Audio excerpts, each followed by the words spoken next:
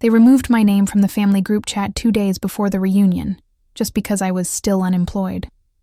What they didn't know was, that week, Forbes had just listed me as one of the top under 30 entrepreneurs in America. Before. You scroll. This gets wild. Like, comment, and share if you've ever been underestimated, and hit subscribe, because the twist you're about to hear, they never saw coming. I was sitting alone in my small apartment eating instant noodles when the message popped up from my cousin Claire. Hey, Evelyn. Maybe you should skip this year's reunion. It's kind of for achievers. That sentence hit like a slap. Achievers? As if I was some embarrassment they needed to hide. Last year, they all laughed when I told them I quit my job to build something on my own. Uncle Rick even made a toast mocking me. To Evelyn, who dreams big and eats alone. Everyone laughed. I laughed too. But inside I was broken, humiliated. But I said nothing. I just walked away and worked in silence. I took every odd job possible, delivering groceries, pet sitting, even cleaning houses, just to keep the lights on. At night, I'd stay up building my app, coding in the dark, skipping meals, sleeping on the floor sometimes. No one knew. I didn't share it. Online. Didn't tell a soul. 2 weeks ago, I got an email that changed everything. A major investor wanted to buy a large stake in my app for $8.2 million. I didn't respond right away. I just stared at the screen, trembling. All the years of quiet pain finally meant something. But guess what? That same week, Aunt Linda messaged the whole family chat. Reunion at my place. Let's celebrate the winners this year. And when I asked for details, no one replied. 10 minutes later, I was removed from the group. They thought I had nothing to show. They had no idea. But I had one plan left. And it would humiliate every single one of them. Publicly. Because what they didn't know was that the reunion wasn't just a backyard barbecue this time. It was being hosted at the new community center downtown, the one funded entirely by my company. And right outside that building was a giant digital banner in bold white letters across black. Proudly sponsored by Evelyn Carter, CEO, Vision Forge Tech. What happened when they saw it? You won't believe who dropped their drink first. Claire's wine glass slipped right out of her hand and shattered on the concrete. The moment she looked up and saw my name glowing across the building, her face turned pale like she'd seen a ghost. Uncle Rick stopped mid-sentence. He was in the middle of another one of his smug speeches about real success, and just stared at the sign, blinking like his brain refused to process what he was seeing. My mother was the only one who knew. I'd be coming. She stood quietly near the door, trying not to smile too wide, but I saw her eyes glisten. It was the first time I felt like someone was truly proud of me. I stepped out of the black car I'd rented just for today, not to show off, but to make an entrance they'd never forget. The moment my heels hit the pavement, all heads turned. The same people who laughed at me now couldn't even meet my eyes. Claire rushed over with fake excitement. Evelyn, you came. I didn't think... You didn't invite me. I cut her off calmly. But I figured I'd come anyway, since my company paid for the building and tonight's event. Her mouth hung open. Then came the silence. That perfect silence when every relative realizes they've completely misjudged you. Aunt Linda tried to save face. Well, dear, we didn't mean it like that. We were just worried you'd be uncomfortable around successful people. Raised an eyebrow. Uncomfortable? I'm listed above your husband in Forbes this year. Rick choked on his drink. Literal cough, red face, watery eyes.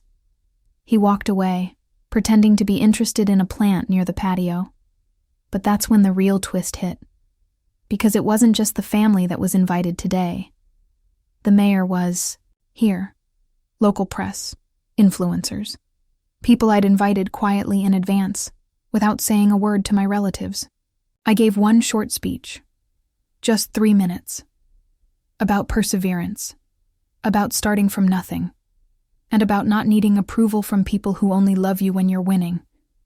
And when I said, "This center is for every kid who's ever been called a failure before they had a chance to prove themselves," people clapped, cheered. My family clapped too, awkwardly. Some of them couldn't even look at me. Then my cousin Dylan, who once called me a waste of potential, stepped forward and asked something that froze everyone. "Evelyn, are you hiring?"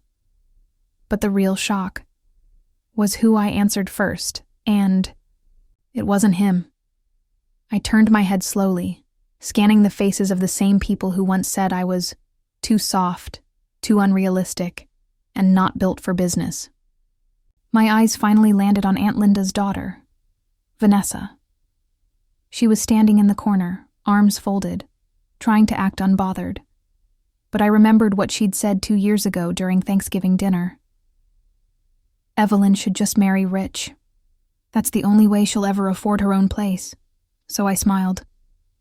Walked right past Dylan and stopped in front of Vanessa. "You once told me I'd never succeed without a man," I said, loud enough for the crowd to hear. "Now I'm hiring over 200 people. Would you like me to send you the intern application?" Gasps. Laughter. Someone from the press even raised a mic like it was a mic drop moment. Vanessa's jaw tightened. She muttered something and walked off, heels clicking like thunder on the concrete. Dylan didn't even try to recover. He just looked down like the words, "Are you hiring?" had boomeranged and smacked him in the face. I turned back to the crowd and smiled. Actually, I've already made my choices. My company had quietly launched a mentorship program 6 months ago. We were taking in young people with no degrees, no connections, just like I was once.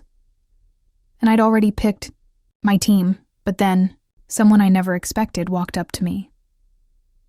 My father. We hadn't spoken in nearly 3 years.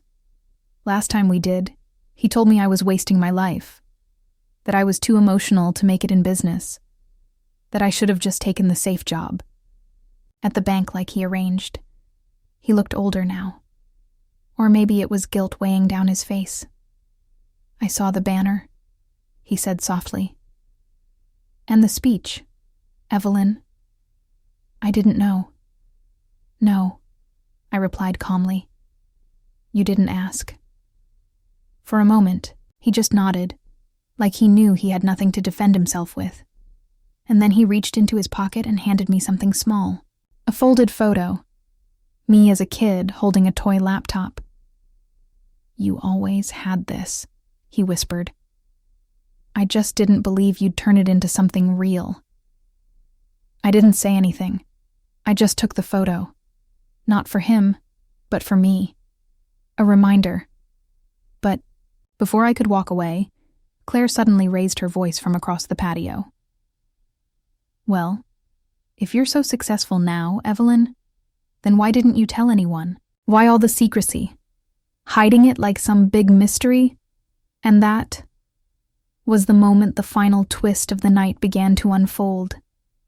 Because what she didn't know was that I had tried to tell someone, and the proof was about to be played on a giant screen right behind her. The screen flickered on with a low hum, catching everyone off guard. A hush swept through the courtyard. The lights dimmed slightly, and suddenly, a video began to play, projected on the wall of the community center. It was a recording from 3 years ago. I was sitting on the floor of my old apartment, surrounded by notebooks, empty coffee cups, and my half-broken laptop. I looked exhausted, pale, raw. But I was speaking into the camera, eyes tired, voice steady. If you're watching this, it means I finally made it. Somehow. Right now, I have nothing. No money, no support, and no one who believes in me. But I'm recording this because I want the truth documented, just once. Everyone stood frozen, eyes locked on the screen. My voice echoed across the patio, and you could see it click in their heads. This wasn't for attention. It was for survival. The video continued. I told Claire about my app idea last week. She laughed and told me to get real. I asked Dylan to help me find a mentor. He left me on red. And when I told Dad I wanted to build something instead of working at a bank, he said I was ruining my life. A few heads turned toward Dylan and Claire.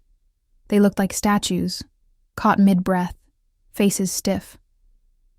But I'm not quitting. Even if I fail, I need to try. Because if I don't build this, no one else will ever know what I could have been. The screen faded to black. And then silence. A heavy, almost sacred silence. Then came the whispers. Aunt Linda's fake smile dropped. Rick looked like he wanted to disappear into the punch bowl. Even Vanessa bit her lip and looked down at her shoes. I stepped forward, voice steady. I didn't hide anything. You all just never listened. You were too busy labeling me a failure to realize I was already building something. My mom stepped beside me, placing her hand gently on my shoulder. She tried to tell you, she said, but you were too loud with your judgment to hear her whisper. Suddenly, a voice from the back shouted, Evelyn. It was a young girl, maybe 16, one of the scholarship recipients from our mentorship program. She stepped forward, nervously holding a small card. I just wanted to say, thank you. Because of your program, I'm going to college. You didn't just change your life. You changed mine. The audience clapped, not out of politeness, but out of respect. I looked over at Claire, her eyes now glassy. She opened her mouth to speak, but I cut her off with a soft smile. Don't worry, I said. I forgive you, but you won't be getting a referral. That line broke the tension like glass shattering. Laughter erupted around us. Even the mayor chuckled. But as everyone turned back to the party, I noticed something odd.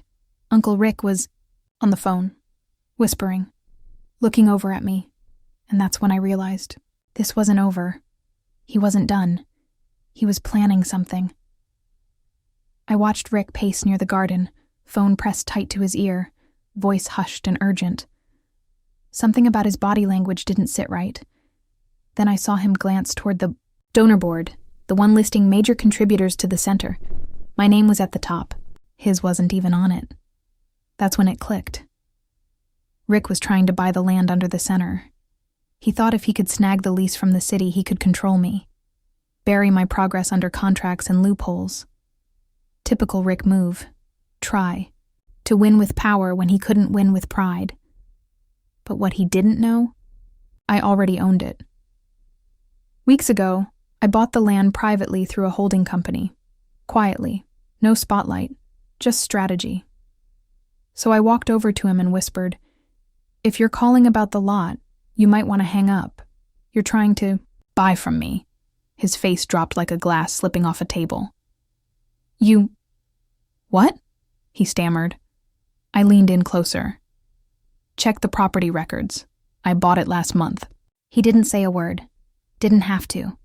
Because in that moment, everyone saw it. He lost. Not just the argument, but the game he thought he was winning all along. I walked back toward the center, past my family, the press, the mayor, and the girl, whose life had just changed, and for the first time in years, I didn't feel like the failure they once named me. I felt like me, Evelyn, the girl they counted out, the woman they'll never forget.